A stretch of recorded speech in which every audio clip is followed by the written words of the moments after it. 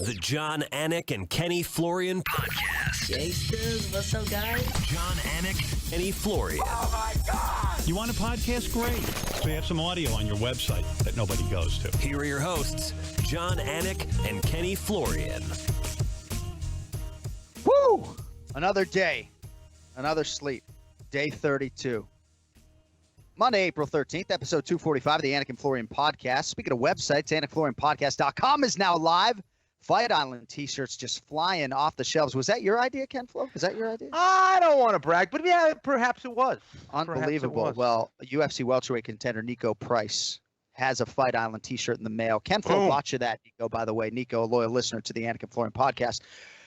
Oh, man. So this is just getting crazy, man. I mean, this is just insane with the 3 kids and the quarantine and the isolation. And we're going to talk to Ray Longo in a little bit. It's been a crazy day for him. He had a tree fall on his chimney this morning. And again, anybody who's in New York, there's just nothing light or making light of what exactly is going on, Ken Flo. But another week down, kid, and here we are. Give Longo a break, for Pete's sake. The guy, his gym is shut down. A tree falls on his roof. He's got friends dying, for Pete's sake. What the hell's going on? I can't even imagine, man. You know, I only have a 2-year-old daughter, and you know, with 3 kids, terrible. I have a headache thinking about that. Yeah, that's a lot. That's ugly. a lot. A lot of education. Your wife going is on. a saint, by the way. Yeah, I don't know what she is, you know. So a lot to get to today. We're going to talk to the greatest living American, Brian Stann, coming up here in 5 minutes. We'll get his take on the mixed martial arts world and obviously what's going on, bigger picture with COVID-19 and everything else. We're also going to unveil details for our right now pound-for-pound bracket challenge coming up later in the program. We are going to let our fans determine who is right now the best UFC pound-for-pound fighter in 2020, who is the best guy. We got a whole bracket situation, details later in the program. But yeah, poor Ray Longo with the he left me a voicemail, and it's obviously gold, right? It's him talking about a tree falling on his fucking chimney and that New York twang, but he texted me that I couldn't play the voicemail. It's not even incriminating, but alas, I will not be able to re-rack the Longo voicemail later today. Well, you at least got to send it to your old buddy Ken Flo. I mean, I'll send it to you and TJ DeSantis for Okay. possible repurposing later on. All right, so last week we were doing the show and anxiety-filled, getting the itinerary together. You know, I did ultimately have a flight from Fort Lauderdale to Denver to Fresno, 40 miles to Lemoore, California. I was going to work UFC 249. So I was in the shower with my son, right? Sometimes it's hard to corral him in the bath, right? So I'm in the shower with my son. I take my son out of the shower, and I got missed calls from everybody. You know, Bruce Buffer in D.C. and my boss, Zach Candido, Glenn Jacobs from ESPN. So I knew either Ferguson Gaethje was off or the whole card was being postponed. And Ken Flo, obviously, word came down late last week that despite the UFC's best intentions to get UFC 249 to Tachi and off, it is not going to go down April 18th. Yeah, it just kind of crazy circumstances. You know, I think for a lot of the MMA fans, this roller coaster ride is kind of throwing them for a loop. There is no fights. There are fights. You know, it's crazy, you know, and I think for Dana, he's doing his best to try to get these fights going on, but it's just not the right time. There's so much craziness right now, all the political forces at play, just all the risks. It ended up not happening. I'm kind of not surprised. I don't know if I'm disappointed or happy. I mean, I definitely want to see fights, and I think everybody does. We're definitely seeing, you know, based on how passionate the UFC fan base really is. But unfortunately, time and you know, of what's going on with this virus, it's just not going to happen in the near future. I know that Dana's talking about this Fight Island thing, which is possible. I know he's doing this build out. And no matter what you think about, you know, whether this event is happening, you know, in these crazy times or not, a Fight Island just might be the coolest thing ever. So I don't know. I mean, I'm just confused about the whole thing. I hope we can deliver these fights to fans at some point. I think it's just a matter of balancing safety with all the things that are going on right now. Part of my decision to work the show was because once we resume, we're going to be going every week. So I said to you privately, Kenny, as I sort of toiled with the decision, if I'm not doing April 18th, probably ripping off the Band-Aid April 25th or May 2nd or May 9th. So certainly I'm thankful to have a few more weeks and to let this thing hopefully try to plateau even more so than it already has. We've seen some communities, obviously California and others have done a seemingly great job at trying to sort of flatten the curve, so to speak. I think my wife was happier when UFC 249 got postponed than the day we got married.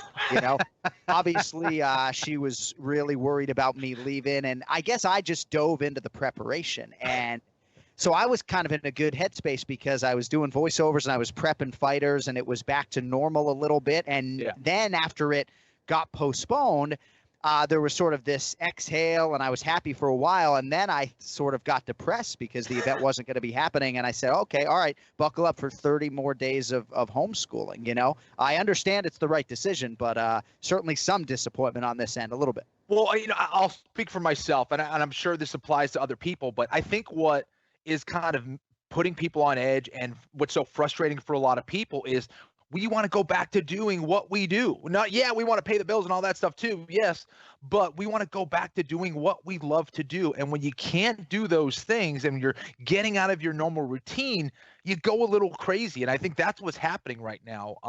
I know that's the case for me, not being able to train, not being able to teach, all those things. So hang in there, folks. Well, hopefully we get out of this soon. A lot of ramifications for fighters. Obviously, a lot of these athletes are going to be paid. A lot of them will be turned around once the schedule resumes. So Justin Gaethje could potentially lose this Tony Ferguson fight, and Dominic Cruz could lose this Henry Cejudo fight, which is just totally insane that one even came together, right? That Jose Aldo, in theory, was not going to be able to get to the United States of America, and it was the perfect storm for Dominic Cruz, having not competed since 2016, to get a title shot, and a good man to bring into this part of the conversation. Now with us, and looking great, I might add, in his Irish Mickey Ward t-shirt. One of my dearest friends, former broadcast partner, former WEC light heavyweight champion, former UFC middleweight contender, decorated U.S. Marine Corps captain, probably father of the year too, the greatest living American, Brian Stann, is with us. B. Stan, can you hear me, buddy? I can hear you loud and clear now, brother. How are you guys? We're doing well, man. It's good to see you all quarantined and everything. I think it's like day 32 for me. I mean, what has the last month been like for the busybody Brian Stann? My word. I'll tell you, it's, it's interesting having to transition an entire company to working remotely that is customer facing. And then at the same time, transition 3 girls to homeschooling and me trying to figure how to try and accomplish both at the same time. It's been eventful and it's been really challenging. And I think the silver lining is I think it's caused a lot of people to find efficiency, strengths, and talents that they didn't know they had. But at the same time, it's been really challenging, right? Like a lot of businesses are getting hit hard. A lot of people are getting hit really hard and losing shifts and hours and wages. And I'm excited to just get through this and praying that my family continues to go unimpacted and be lucky. I know you acted quickly for your company in terms of masks and protective equipment and obviously getting them out of the office. But I mean, are you starting to think right now about a possible return date, or are you just taking your cues from the government like everybody else? You know, we're trying to do everything we can to forecast, and we're talking to economists from Europe, America, and everybody is trying to be amateur psychologists and wonder when decisions are going to be made. But at the end of the day, none of us really know. I think everybody is hopeful that at some point late May or June that people are going to start getting back to work. Fingers crossed. But you've just got to continue to balance that with what's best right now. And this is going to be one of those things where everybody's critical. We can Monday morning quarterback the heck out of this when it's all said and done with. What a difficult event to be a leader in government or any capacity to make decisions around this, because it's so hard to anticipate and know what the right call would have been. Right. On a day-to-day basis, everything is changing. You got anything for us on the overall governmental response? I mean, it's easy, right, to sit at home on Skype and be critical, as you just said. But I certainly believe at the very least there was a little bit of a lack of rapidity to engage by our country in terms of the testing and some other stuff. But overall, I think, they've done some things well. Yeah, I think we all would have liked to have seen our country logistically being more prepared with tests, mass protective equipment. I think part of the problem with some of those logistics is how dependent we are on where the virus came from. Right? So I had a second shipment of masks that were all stuck in a port in China that we couldn't get access to because the thought was they were contaminated, which is really tricky. The one thing that I know, and we all levy criticism or judgment, but one thing that I will say is you never know how many people you saved. You'll never be able to measure that. You have no idea how many people were saved in all of this because of the measures we've taken, because they didn't die.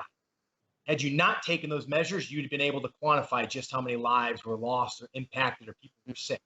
And so, me living in a home where, my 7-year-old mom lives, I've got a 6-year-old, right? If they were to catch this, what is that?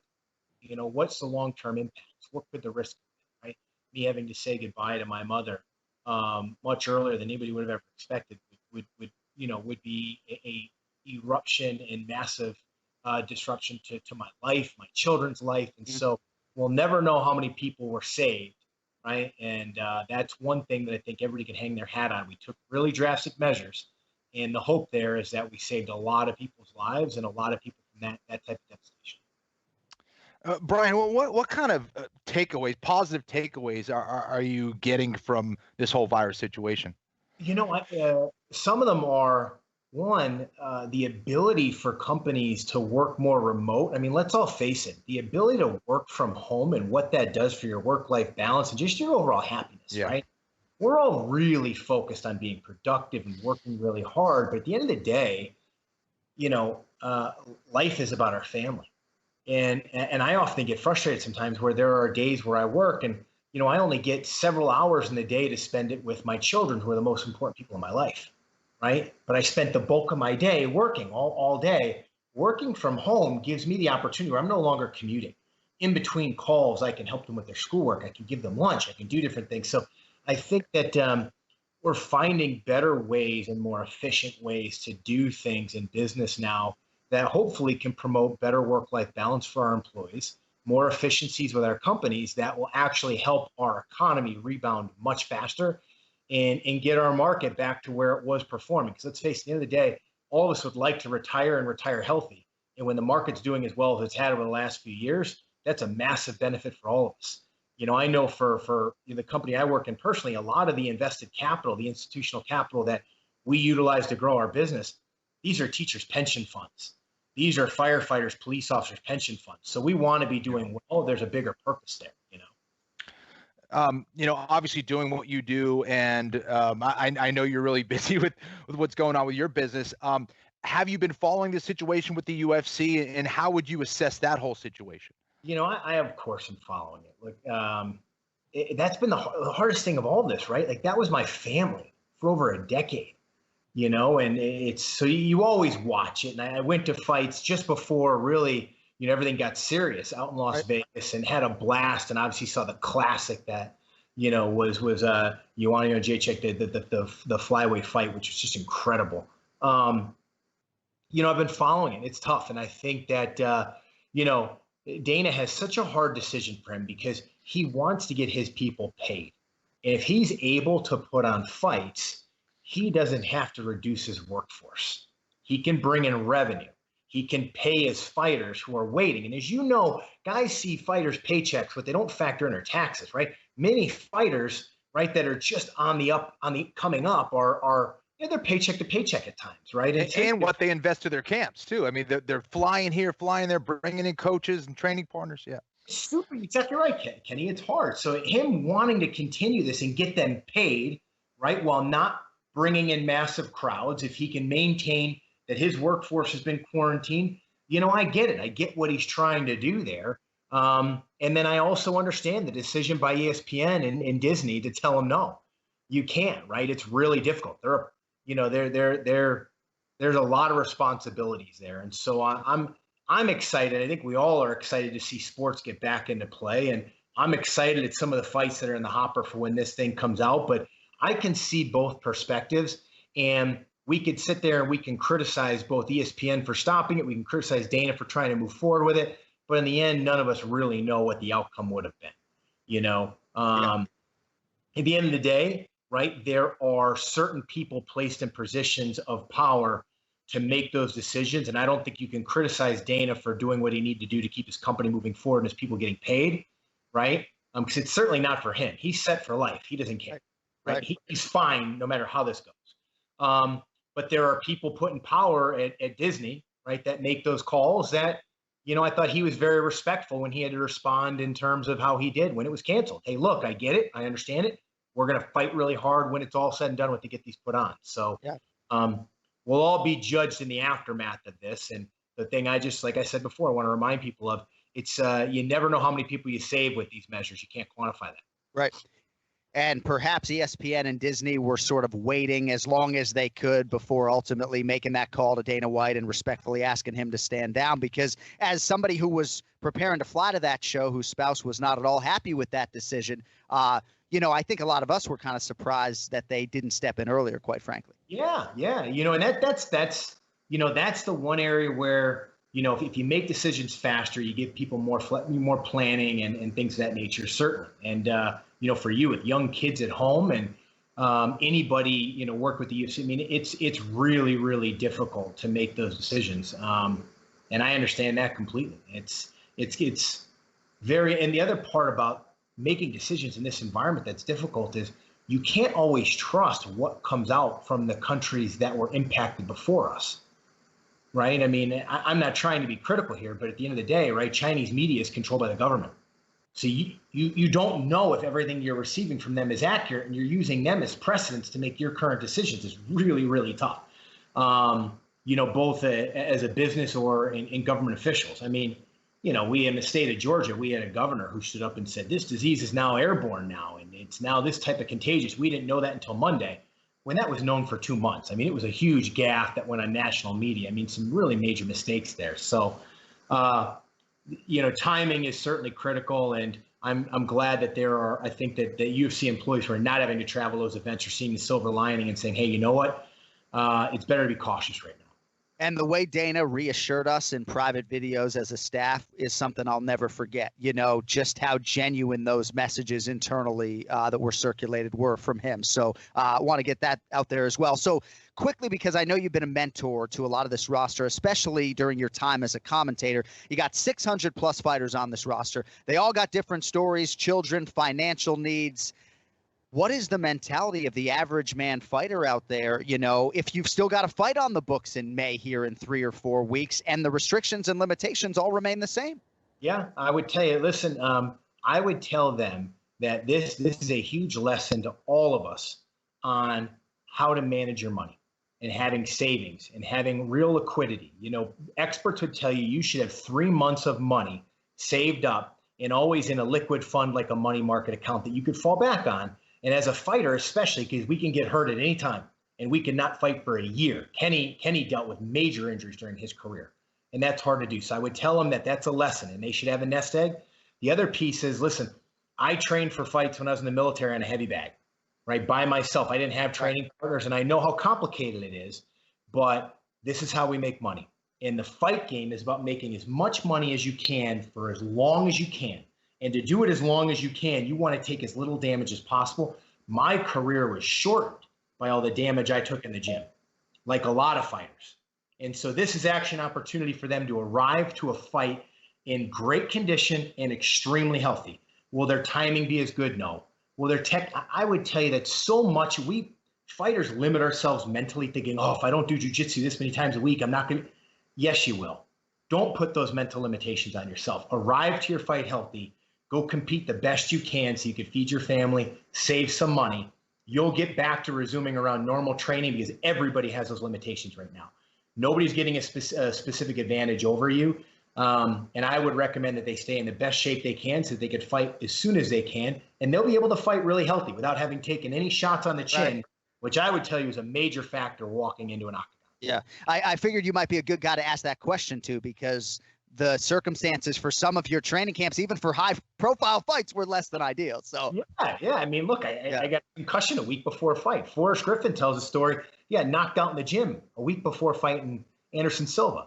Rashad Evans knocked out in the gym a week before or days before fighting Lyoto Machida. I mean, these things happen so often that there's some silver lining to this. And I think you're going to see some fighters that realize, boy, I don't need as much sparring or as much heavy wrestling on my body as I thought I did. You know, I think fighters have gotten a lot smarter since I've retired, but, you know, can only evolve more from this.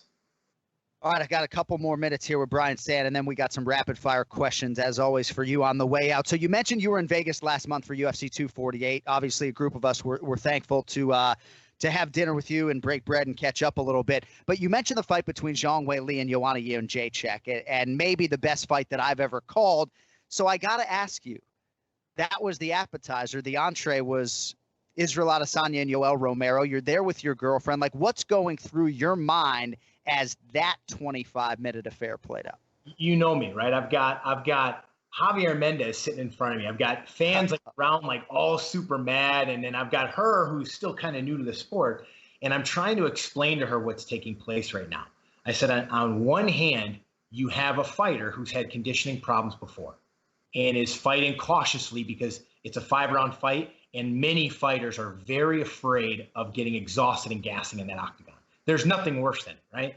On the other hand, you've got Israel, who's one of my favorite fighters to watch, got hit with an early punch in that fight and probably said to himself, okay, you know, at the end of the day, he has a very small window at the height of his pay scale as a champion, right? And fans in a sport that has a very short memory, why risk getting knocked out, right, to get less boos from a crowd when you are comfortably winning a fight at range and not taking any damage that could decrease that window of you being at the top of your pay scale? Because you know what? 10 years from now, who's paying Israel's medical bills? What fans are coming up to him for autographs, right? Nobody's doing. Kenny, has anybody offered to pay medical bills recently? No. No. So it's an entertainment sport, and you're not going to be forgiven long-term if that's how you fight. Right. But I can understand his thought process there. Look, you want my belt, I'm winning the fight. Come close some distance. I thought it would be stupid of Israel if he started closing the distance just to satisfy fans in that fight and risk getting knocked out by a guy who was clearly losing. And I think that Yoel, challenging for him, covering, closing the gap with range was always the most challenging thing for me because I'm built like a T-Rex. It's hard, right? And Yoel probably doesn't want to walk into a punch and get knocked out in a fight where he thought his sporadic explosions may be winning him the fight. Yeah. And you can't, he needs corners that are going to tell him, listen, Yoel, you're taking too many chances. You are not winning this fight right now. Hey, when we brought you on, we were talking about Dominic Cruz and the potential that he gets a title fight in early May, despite having not competed since 2016, which is absolutely incredible. Now, he was offered the title fight. I don't know if Ali Abdelaziz and Henry Cejudo, that side of things, would dispute it. But Dominic came out and said it. I can say on good authority that he was offered that fight. I don't know if Jose Aldo is going to be able to make it back into the country. Petr Yan is lurking. There are others. But can you believe that shit? I mean, with Dom, it's title eliminator or title shot, and might be getting the goddamn title shot. I love this fight. I honestly, God, I want him to get it. I want to watch that fight so bad. Yeah. I have never met someone with the mentality of Dominic Cruz. He's almost so stubborn that he won't lose because of it. Like he won't allow himself to get fatigued. And I don't mean, but I mean, the way his mind works, Henry Cejudo better not take that fight lightly at all. At all. Because I'm telling you, Dominic is mentally as strong as they come. And he will come in there and he will be very disciplined in his game plan. Yeah. He'll be ready. And that is not a guy that you want to get into a chess match. You better be able to physically overwhelm him for 5 rounds. Because if you get into a chess match, boy, oh boy, it could be a long night for you. Yeah. And Dominic is significantly bigger, by the way. I mean, that you should see them next to each other. All right, rapid fire questions on the way out with the greatest living American, Brian Stann. All right, scale of 1 to 10, 10 being the best possible score.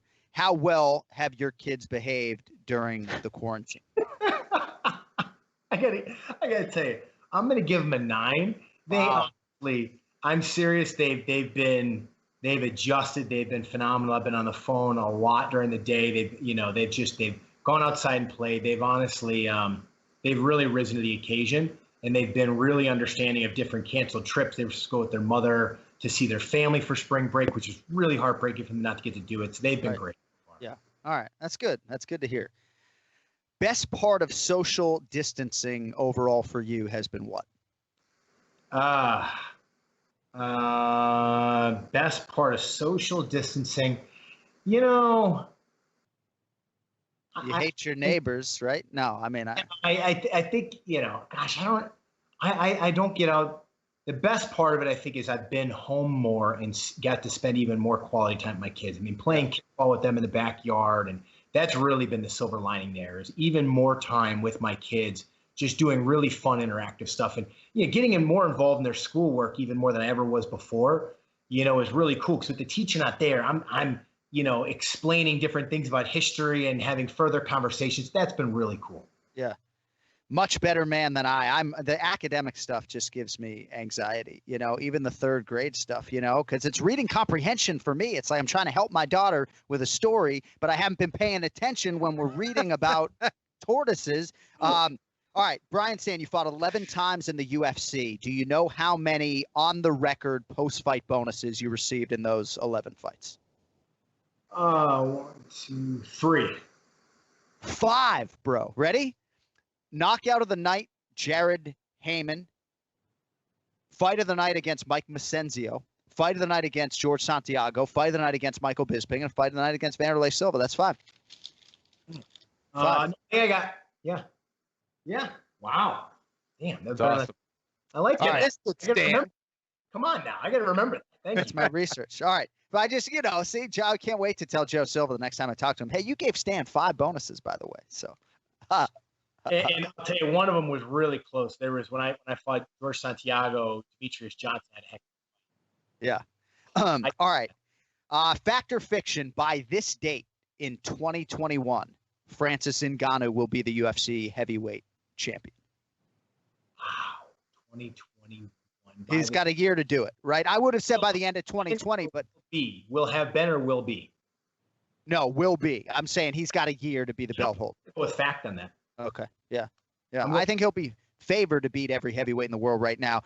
Best television show or movie that you have seen since being quarantined? Anything jump off the film for you, kid? You know what? I recently got into Ozark, and I find that to be just a really, really cool show. I do like show. I'm not a big show guy, but we just got into it. I'm 5 episodes in. I think it's phenomenal. I gotta check it out.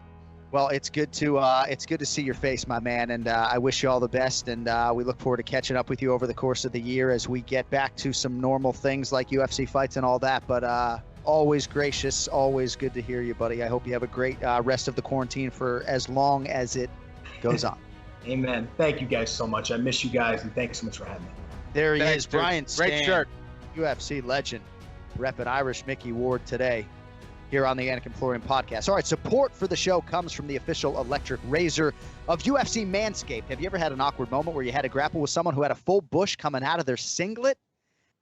No?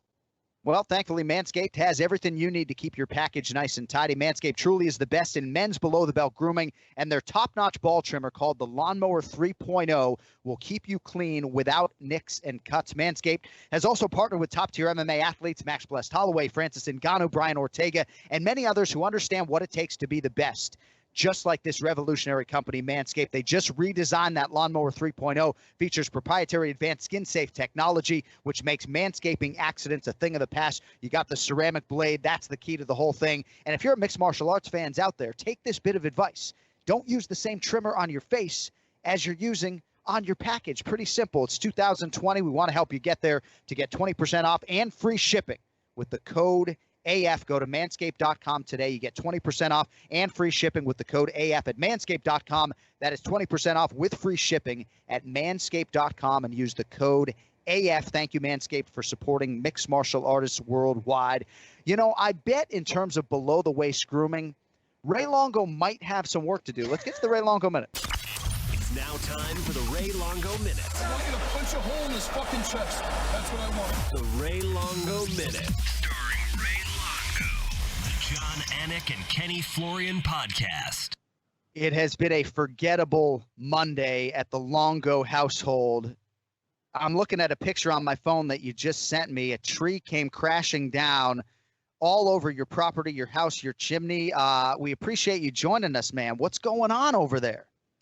Dude, I tell you, crazy windstorms. I say another foot, and I'm not even on this phone. That thing would have ended up on my head. So Wow. I'm just happy to be safe, man. It's crazy, man. I hope nothing else comes down because the winds are gonna keep up for a couple hours. But John, what a promo for Manscaped. Right. Hey, you know what's funny, Kenny? I don't have any gray hair, but I got a couple of gray ball hairs, which I find weird. I mean, it's horrible. That's I don't an have a even gray better hair on my promo. head, but my ball hairs are starting to go gray. I mean, I need the Manscaped. This is why you need the Lawnmower 3.0. Take those out. I tell you, I can't have that. A We man will, of my stature with gray ball hairs? Come on. You got to give the little guy a fade. Yeah. Damn. A little skin fade down there, Ray. We will get you a Lawnmower 3.0 in the mail. We'll send you a Fight Island T-shirt. We got Ray Longo Minute T-shirts being designed as we speak by the great Cody Merrow. So a lot of irons in the fire, as they say. But quickly, not to bury the lead in terms of this tree coming down on your property. No, you told me on the phone this morning that it positive. Well, no, but you told me on the phone this morning that you thought like a car had crashed into your house or something. Jeez. I thought a plane hit the house. That's how loud it was. Wow. Man. I mean, it was crazy. I thought like one of those small planes. I mean, I felt the whole house shake, and it was crazy. Really, really crazy morning so far. So, but the show must go on, guys. I know, and I know you don't want to talk about the global pandemic, but how easy is it to get like a roof guy out to your house right now, given what's going on in New York? It's not gonna be easy, but But you're Ray Longo, I understand. Yeah, right. I mean, I'm really close with probably the biggest chimney guy out here, so that's going to be a big plus. So, yeah, well, I mean, we'll get people here. That's not. I've already had Weidman actually offered to come and chop the tree up already, but we're going to have to get some other people over here. But it'll all work out. There's a test at this point, If I was his coach, if I was Weidman's coach, Fight Island. I see Fight Island T-shirts, Kenny. What's going on? Absolutely. We're taking it to the next level. Listen, if I was Weidman's coach, I would force him to cut down the tree with axe kicks and elbows. That's what put him to train, for Pete's sake. Come on. Now, let me tell you something, Kenny. This is my vision right now. See if you can picture this. Close your eyes. Okay. I want you to picture this. We all pull up on Fight Island, and we're greeted by Joe Silva. Wouldn't that be crazy? He's the guy. He had some cool little accent. Hello, Mr. Longo. Yes. Good the plane. And we get off. And how crazy would that be? It would be epic. Dana brings back Joe Silva to greet everybody. Come on. This is reality TV in the making. I'm telling you, it's such a good story. The question is, how are you going to get Joe Silva out of the friendly confines of Virginia to be a greeter, right? It doesn't sound like a good job description for Joe. I don't know that he would. I got to tell you, Joe Silva, he might be the smartest guy in this whole thing. He got the hell out of here. Yeah. He got out. Oh, yeah, right. But great guy, good for him. I know he's enjoying himself.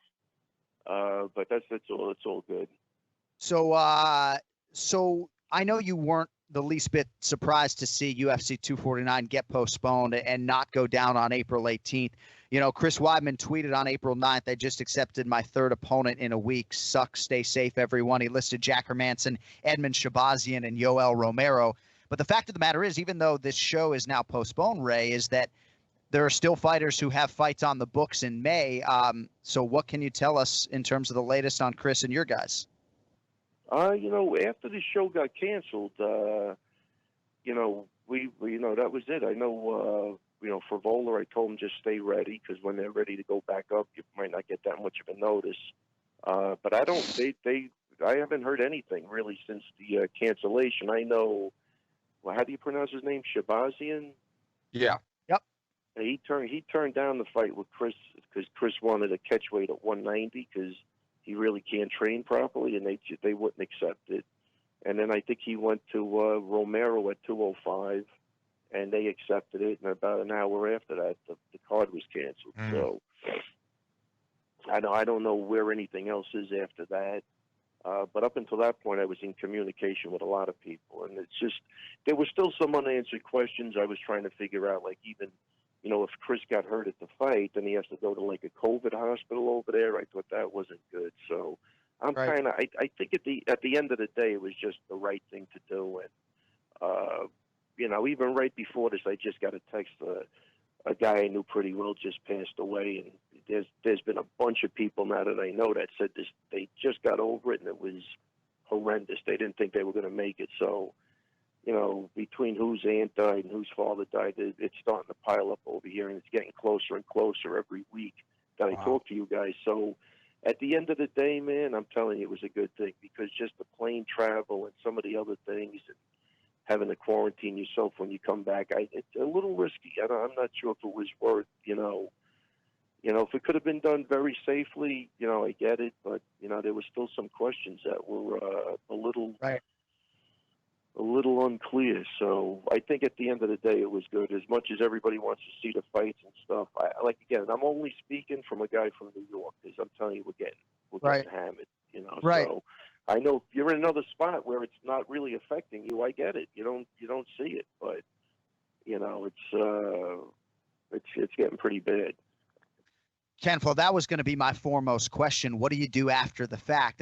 What I was preparing to do, just to let everybody know, is to self-quarantine away from my family for 3 or 4 days. I guess 14 would be ideal. Yeah. But 3 or 4 days until my daughter's birthday, and then reintroduce myself to the family if I wasn't symptomatic, knowing that I could be asymptomatic and still be a carrier. And I was just going to be masked at home. But I think for a lot of people, it's not so much getting through the event. It's like, what are you doing in terms of your family and your young kids and your elderly loved ones after the fact, Right. And I think that's what people aren't taking into consideration as far as, okay, yeah, you have this separate event, right, of everybody being treated there or being tested and all that stuff, make sure all that part is safe.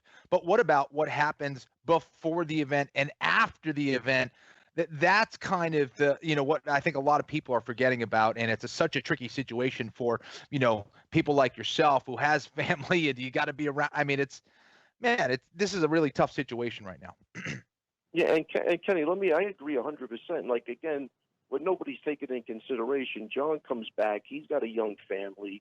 I'm sure his wife is stressed out because I've been there before in the past. And then he's got to quarantine himself so he can't help out. So she's going to want to kill him naturally. Yeah. It causes a dynamic that, a lot of people don't see. And, obviously tough. You're going to get by it and it might seem minor, but it would have been a lot of added stress, John. I'll tell you right now, because if you're not helping out and those kids are going crazy, see how you deal with that. And I don't blame her at all. Well, that's it. I mean, 100% all right. Right. I was negotiating with my mother to see if maybe she wanted to give up her house and potentially come in here to try to help the family, because it's just, and the thing is too, is it's hard enough being 1-on-3 as a parent, I guess, when you don't have a global pandemic, but it's like when the groceries come and you got to spend an hour wiping everything down, there's just a lot of layers to it, but thankfully that's not our reality. But again, May the calendar's going to turn to May. And I think for the Matt Frivolas of the world, the show must go on and they're still training and trying to get ready because, as soon as these shows come, Ray, they're not going to stop for the rest of 2020 at least. Yeah, listen, and, I didn't even text Frivola yet, but I know a guy he was training with just texted me literally like a half hour ago that him and his girl just came down with the virus. So I didn't even tell Frivola yet. I don't know if the guy called Frivola because he put out a group text, but he wasn't on it, just telling everybody, to get tested. And, he's just letting everybody know. So, we're still dealing with some shit over here. So he does have to be ready, and I don't know when that next show is going to be, but I don't know. I really don't know. Listen, I promote fights also. We had to cancel it. The first cancellation we did, we pushed to May 15th at the time, thinking that was good. Now we're looking at August, because, we don't have streaming money, you know what I mean? So you're counting on the crowd to come. And if that crowd doesn't come, you're losing a lot of money. Right. Well, bro, we're thinking about you and all of New York State. And just so you know, that voicemail this morning would have been just classic on the air. It would not have incriminated you at all. Yeah. I don't know. Did that voicemail sound like a guy that a plane almost crashed into his house? Yeah, it was just brilliant. TJ has asked for the audio to repurpose at a future date, but I'll let you take that up with him. Yeah. I mean, Kenny, come on, man. Dude, I'm getting tested over here at this point. Yeah. Seriously. Leave Longo alone, for Pete's sake. I'll tell you what, all I want to do is I just want to work out. I'm not even asking for much. Oh, it's horrible. Speaking of burying the lead, I mean, did anybody see Ray Longo's workout, Ken Flo, on Instagram with the fucking, Wang Chung? Did you see it? Wing Chun dummy? Of course. This guy's old school. JKD, Wing Chun. Are you kidding me? Of course Longo knows that. Are you kidding? You see that knife whipping around? I'm slicing and dicing, baby. I'm telling you. Fucking scary proposition if you end up breaking into that house, I'll tell you that. I got to tell you, I got a samurai sword right by the front door. Oh, that's awesome. I love that. I'll tell you, it's funny, man, but I tell you, I heard, who were you talking? That was Brian Stann? Yeah, Brian Stann. What a great dude, man. I really miss that guy. Outstanding. But I heard you ask him about movies, man. One movie I saw that was pretty good from the 80s was The Pope of Greenwich Village. Did anybody see that? Oh, good. Greenwich Village. You got to see it, man, with Mickey Rourke and Eric Roberts, man. It's a great 80s movie, man. It's like a mob movie, like a low-level mob movie in the city. It's really good. Check it out. Is it black and white, or they got color in that movie? No, it's color, baby. It's fucking. What do they call that? Whatever color they call that in the movies, it's beautiful, man. The 80s were that far for you guys. No, we're seven. Ken Flo and I were born in the 1970s. We feel all of that. We feel everything you're putting out there. There you go. All right. Hey, have a great weekend. Good luck with the roofing guy, and sorry about all that, man. We'll talk to you next Monday, okay? All good, guys. Take it easy, man. Take care, Ray. There he is. And we will play that voicemail at some point in time. But Ken Flo, I got to forward you these pictures. Poor Ray Longo. Dude. We now go from New York State to Parkland, Florida, where Ian Parker now joins us live. The duck, live and in color. Dude, so did you make Cody put the duck on the Fight Island T-shirt, or did he just do that as a nod to the great Ian Parker? Both. I said to him, I go, I feel like that island's missing something. He's like, a duck? I'm like, you could just throw a little one in there on the island. There's ducks on the island. And it's funny because I said to Kenny, I said, these shirts are fire. And I sent the screenshot I sent to you, and Kenny goes, I didn't even fucking notice that. I said, what a surprise. Something with me. Kenny just lets it go right over his head. No big deal, though. It's fine.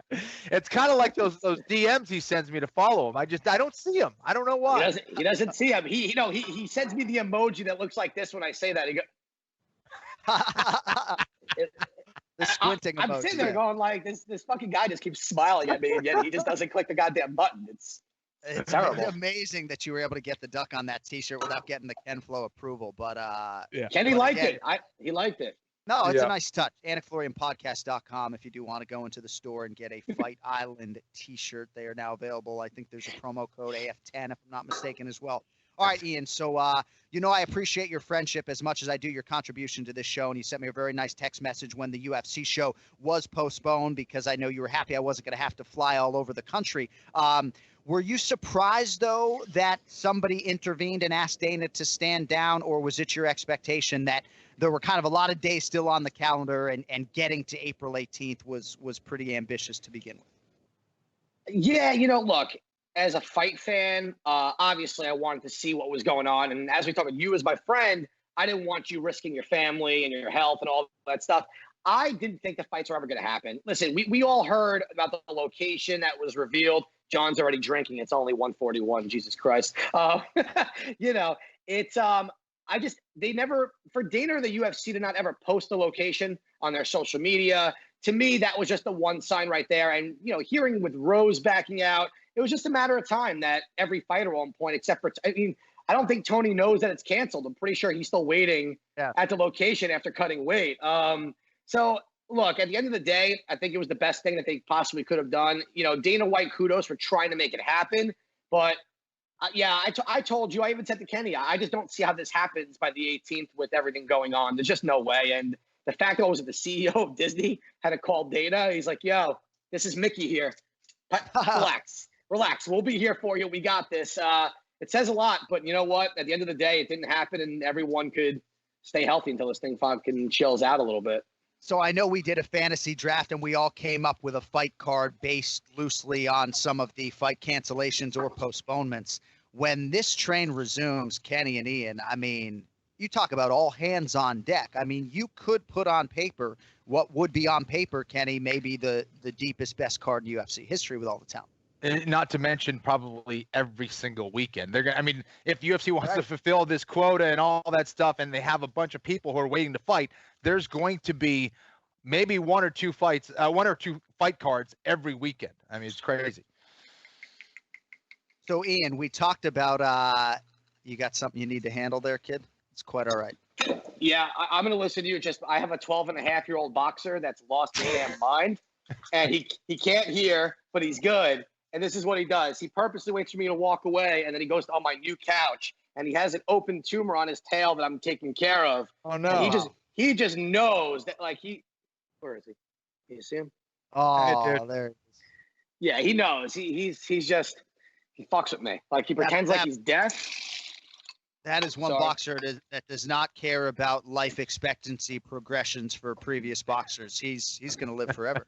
He's in great shape, minus this thing on his tail that I've been trying to get removed. But like, it's funny. He thinks I'm not paying attention, and he goes and just lays on this new couch that we just got like 2 weeks ago. Like, I don't let the kids drink milk on it. Yet this guy thinks he's earned it, but I bought him this ridiculous bed. Like, yo, just stay on your bed, bro. Right. So, and of course, he had to wait for the podcast. So my apologies. What were you asking me? Well, we were just talking about how potentially loaded some of these UFC shows could be. But let's get to May 9th, which is UFC 250. Because I feel like the UFC's bantamweight division might be my favorite right now. Jose Aldo, off a loss, was going to come challenge Henry Cejudo for the UFC bantamweight title. Or should I say Henry was going to go to Rio to put his belt on the line. But Dominic Cruz has been offered the UFC bantamweight title shot. Now, I'm not sure if that's still going to happen. But as the consensus greatest bantamweight of all time, and given what he's put on paper, granted it was a long time ago, I have no problem with him getting a title shot if Aljo's not healthy, if they don't believe Sandhagen has put enough wins on paper, if Jan and Aldo can't get here. But how fucking crazy a reality is that Dominic Cruz could be fighting for a title here in like 29 days? I mean, let's go even a step further. What if he beats Henry? You know? I mean, look, Cruz has done the unthinkable, coming back from injuries, and not just regular injuries. These are career-ending injuries for most human beings. And you got a guy, if you follow him on social media like I do, I know he's your friend. I've never had the honor of meeting Dom other than seeing the back of his head when you and I did Instagram Live one time in a hotel. But, you know, the dude's always training. He's working hard. He doesn't make excuses. And people may shit on this idea, you know, that he hasn't fought in a couple of years. But, guys, who else is there? I don't think Corey Sandhagen's name sells. I think that's a guy also I want to see him fight some top-level guys before we get there. Aljo, if he's not healthy. Peter, you know, Jan is stuck, you know, with his Siberian Huskies out there in the snow, so he's not coming over. So at process of elimination, if you guys are willing to accept Jose Aldo doing this fight, I accept Dominic Cruz with open fucking arms, and I'm looking forward to it. And if for some reason Dominic gets stuck in California, I hear Kenny Florian's ready to go. So, you know, it's Flo. They're calling you out of retirement for a title shot against Triple C. Let's go. 135. That's 5 weight classes, guys. Imagine me. You saw me at 145. Look, Kenny, we are talking about pound for pound rankings, bro. It's true. I know you want in. You can do it. It's true. All right. I believe in you. So I could do it.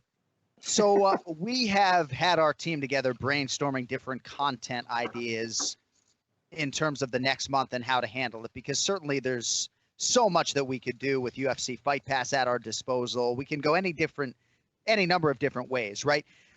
We're going to do a right now pound for pound tournament. But before I get into the details on what we're going to do with the fans, yes, all credit to Ken Flo, by the way. This was all Ken Flo's idea. But Kenny, I just want to start with the whole pound for pound discussion. Because candidly for me, it's not always been a conversation that I have embraced or enjoyed, because guys like Stipe and DC, right? Like, to me, oftentimes it's throw out the heavyweights, right? It's like, I feel like sometimes I focus on only guys 35 through 70 when I talk about truly pound for pound at its core. So I I know we're all in, but what are your thoughts loosely on the pound-for-pound debate to begin with?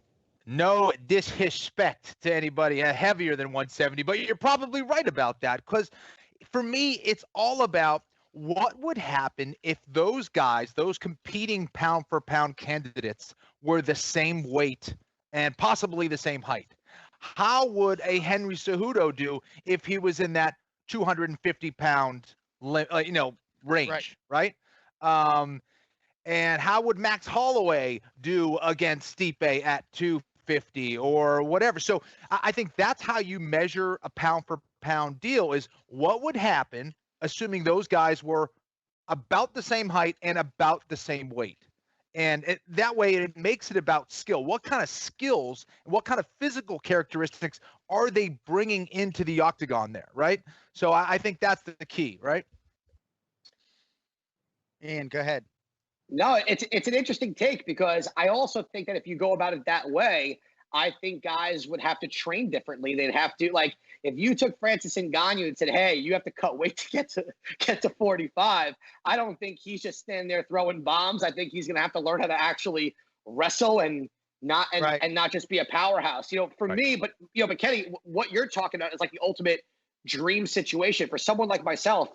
Growing up, I always thought I was a triple threat. I was short, white, and Jewish. So aspirations of the NBA, I was always like, oh, if I was 6'2", I would be awesome. But at 5'2", I'm like a smaller Earl fucking Boykins, which was like, it was like Muggsy Bogues used to love to come teach at our school, because he's like, I'm standing next to this, this fucking asshole who thinks he's going to make the NBA. So, when in this situation, I almost want to look at the pound for pound as guys that would have success now if they went up or down, So sometimes I look at guys like, to John's point with the heavyweights, it's hard for me to see what Stipe would do at 205, because I don't know if his style works in a division where guys are a little bit faster, who are a little bit more elusive, as opposed to these power guys where he's the faster guy.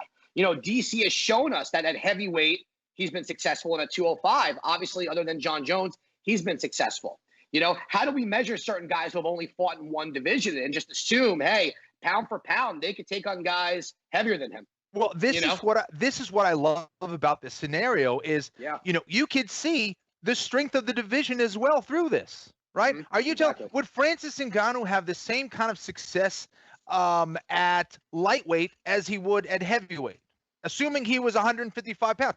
Again, so this is where it determines what skills are we actually talking about here. Right. So just making them the same weight, and I think that's originally what the pound for pound best fighter was in boxing. That was where the conversation revolved around, was if they were the same weight, how would they fare? Right. Oh God, I hope Cody Merrill's got his graphic art genius ready, because if I don't see Francis Ngannou at 135 fighting Cejudo at some point, that little ass body, big head, and big hands, I'm gonna lose it. It's gonna be phenomenal. All right, well, to that end, let us get you some details for the right now pound for pound bracket challenge. So right now pound for pound means you're not getting a prime Daniel Cormier unless you feel like Daniel Cormier at 41 years old is smack dab in the middle of his fighting prime. Kamaru Usman, for example, ranked number 7 in the world right now, appears to be smack dab in his fighting prime, or entering it right now. So you're getting a prime Kamaru Usman versus a late career Daniel Cormier, even though according to the UFC's pound for pound rankings, DC right now has the higher ranking. So that will be sort of our base. It's going to be the UFC's top 15. But here's a big part of the kicker, and something that Kenny and I really like. We are trying to have our listeners and our viewers determine who they believe right now is the best pound for pound fighter in the world. We also want you to determine the last man in to the tournament, right? So we have the top 15. Our listeners are going to come up with the 16 seed, the man who will challenge John Jones, who is the number 1 seed in the opening round. So I'm going to go through 1 through 15. Wow. But first, Ian, I'm going to give you the 4 guys who have been nominated for the 16 seed, and you can start to help our listeners if you have a lean in one direction. All right, so the 4 fighters vying to get into the right now pound for pound tournament: Leon Edwards, the aforementioned Francis Ngannou, Paulo Costa, and Colby Covington. So those are the guys on the outside looking in. Number 15 in the world right now is Dominic Reyes. 14 is Robert Whittaker, and on it goes. But one of those 4, Edwards, Ngannou, Costa, and Covington, is going to be facing John Jones in round 1, and they might fucking win, You know, if this was like a matchmaking challenge, it would just be for me like what exciting fight or whose ass do I just want to see beat more than anything. Like if you don't think I want to see Colby Covington get just the shit beat out of him by John Jones, just to see if that gimmick holds up. But I think this is an easy choice. How do you not say Francis Ngannou in this situation? I mean, he has to be. I don't see any of the other guys really in a pound for pound yet in their career and anything. I think Leon Edwards is a very exciting guy because we haven't seen him where he is supposed to be, if that makes sense. Maybe he does win the title and that changes this conversation. But as of today, Francis Ngannou versus John Jones, that's exciting. And that could really happen. That's what's even cooler. We're not going to get too many of those, I think, in this whole bracket, where the realistic match actually happens. Right. This one, I think, can and possibly will. So I'm going to go with Francis there. Also, I'm kind of afraid that he listens to the show and thinks I'm making fun of like his small 35-pound frame. So, Francis, I pick you, bro. So, Kemflo, this is your baby. So if fans do want to vote, they can go to YouTube. They can go to Twitter, where there will be a poll with 4 choices: Leon Edwards, Francis Ngannou, Paulo Costa, Colby Covington. We also have a hotline set up. So you can leave the show a voicemail at any time. You can go to anikflorianpodcast.com, or you can call the hotline 1-857-301-8994, 857-301-8994. Some of those voicemails might make it on the show next week. But just want to know who you think deserves inclusion in the tournament. Who should be the 16 seed? Leon Edwards, Francis Ngannou, Paulo Costa, or Colby Covington? All right. Let me clear my throat, and we're going to get to the matchups right now. And then just any thoughts you guys have on the way out in terms of these opening round matchups. But it's going to be up to the fans to determine who wins these matchups and ultimately who we crown as the right now pound-for-pound king. All right. 16th seed to be determined takes on John Jones. The 15th seed Dominic Reyes versus Khabib Nurmagomedov. The 14th seed Robert Whittaker takes on 3rd seeded Henry Cejudo. The 14th seed is Tyron Woodley. Excuse me, the 13th seed is Tyron Woodley. He will take on Stipe Miocic. Then you have Dustin Poirier versus Israel Adesanya. Max Holloway against his good friend Daniel Cormier. That's just going to be bananas if those two are going head-to-head. Kamaru Usman versus Tony Ferguson. That might be the best matchup of round one, the 7 seed versus the 10 seed. And then your classic 8-9 game, the newly minted UFC featherweight champion Alexander Volkanovski against Conor McGregor as the number 9th ranked pound-for-pound fighter in the world. So there's your UFC top 15, and those are your opening round matchups. Ken Flo, what jumps off the page, kid? I'm giddy already just thinking about those matchups. And again, I guess what you got to think about more than anything else, yes, we're going to have our favorite fighters and all that stuff. We want to see them do well, but take into consideration how they match up against the other fighter. That's what makes this so interesting, is don't just look at what they've done or what the record is or their current momentum, but look at how they match up against the other fighter. And I think this is what makes the fight game so damn interesting. So again, I think as far as the 16th seed going up against John Jones, based on who you pick, they might advance past John Jones and get a huge upset. So I'm really curious to see how the fans see this, and I can't wait to see how it plays out week by week. Ian Parker, obviously next week we will get those poll results and talk about that 16 versus 1 matchup. But what do you like on the opening round there, kid? Tony Ferguson and Kamaru Usman jumps out at me. Could have even happened April 18th potentially. Well, that's something that we brought up. I thought that I thought that was going to happen, to be honest. I thought Tony, them saying, listen, your title shot at 55, it probably is never going to happen because of how crazy this shit is. But hey, Usman will fight you at 70, and Tony would have been like, I'll eat, let's go. That would be such a crazy fight, man. Oh my God. That's something I think could also happen. Like if Tony wins the belt eventually, you're talking about a guy I think who can go to 70 and have success. He's batshit crazy enough to do it also. I really want to know if he cut weight. I want to see if he weighed in at home. We didn't get a follow-up on that video, but that would be kind of funny. But I love that one. Time. Yeah, Dustin Poirier and Israel Adesanya, I felt that's kind of interesting. I think Adesanya wins, but it's still just a weird matchup to think about that never would have thought of before. Then Volkanovski, Conor McGregor. That is something I think we could also potentially see in the future. I mean, Volkanovski's a big 45er, to see him go up to 55 and meet Conor, that could be fun. Man, this is so cool. This is something that I hope like afterwards, one of these popular like streaming guys actually puts them together and does the simulations. That'd be fucking sick.